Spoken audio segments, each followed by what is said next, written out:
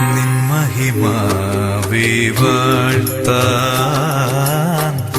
N മനം നീ തുറക്കൂ.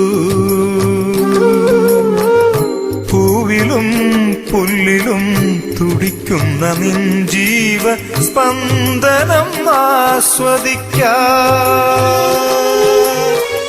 ഹൃദയം നീ തുറക്കൂ. ചിരിക്കുന്ന മുകുളവും ചിലയ്ക്കുന്ന കിളികളും നാഥന്റെ കരതാരി സ്തുതിച്ചിടുന്നു.